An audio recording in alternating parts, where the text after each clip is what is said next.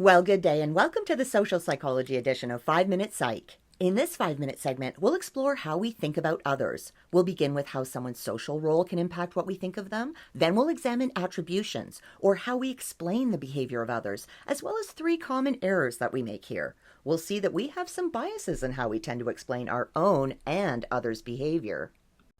Someone's social role can impact what we think of them because their social role consists of our ideas about how someone in a certain role should behave, think, or feel. We all have ideas about how a doctor, police, teacher, or even how a parent should behave just because of their social role.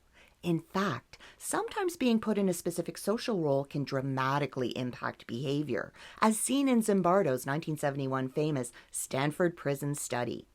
In the study, undergraduate students were randomly assigned to either a prisoner or guard role, and then they had to live in their respective roles in this makeshift jail for 2 weeks. But everyone got so caught up in their roles that the study was ended after only 6 days. The guards were overly harsh, feeling strongly in their role to keep the prisoners at bay, maybe because of the uniform they wore and having the responsibility. In any case, it showed how much social roles can impact our behavior. The way we explain our own and another's behavior, or attributions, can certainly influence what impression we form, and overall, we can categorize our explanations into 2 types.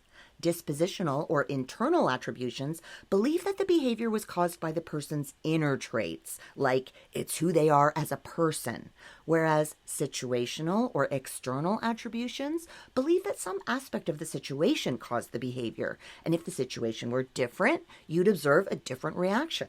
So, suppose you aced an exam. If you say you did well because you knew your stuff, that would be a dispositional attribution. But if you say that you did well because it was an easy test, and if it wasn't so easy, your grade would be lower, that would be a situational attribution.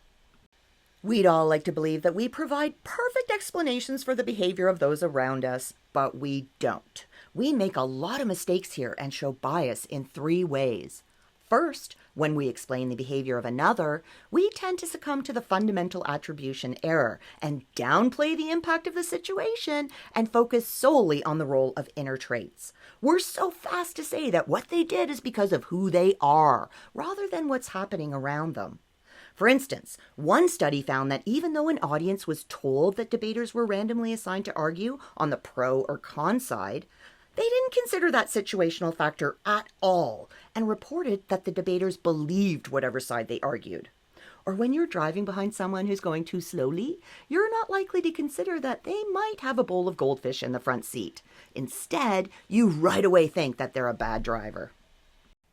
When we're explaining a given behavior, we tend to succumb to the actor-observer effect and explain it according to dispositional attributions for another's behavior, but we use situational attributions for our own behavior.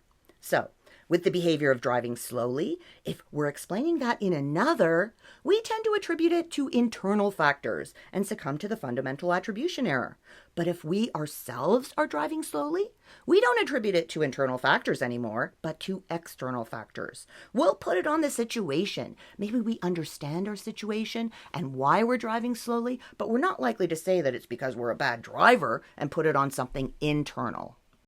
Finally, when explaining our own behavior, we tend to succumb to the self-serving bias and explain it in a way that preserves our self-esteem. For example, if we do well on an exam, we'll attribute that to internal factors and say, it was because we knew our content so well. We don't consider the external factors here because putting something positive like that on ourselves helps our self-esteem. But if we fail an exam, now we put that on external factors. I was sick, the exam was too hard, and so on. So the failure isn't put on ourselves, but it's put on the situation, and we can preserve our self-esteem. Interestingly, depressed people do the exact opposite. When they fail, they put it on something internal, but if they have a success, they're likely to put it on the situation and not take credit for it. Well, we just looked at how we think about others, beginning with how someone's social role can impact what we think of them. Then we discussed attributions, or how we explain the behavior of others, as well as 3 common errors that we make here. We saw that we have some biases in how we tend to explain our own and others' behavior. Now, aren't you glad you had 5 minutes?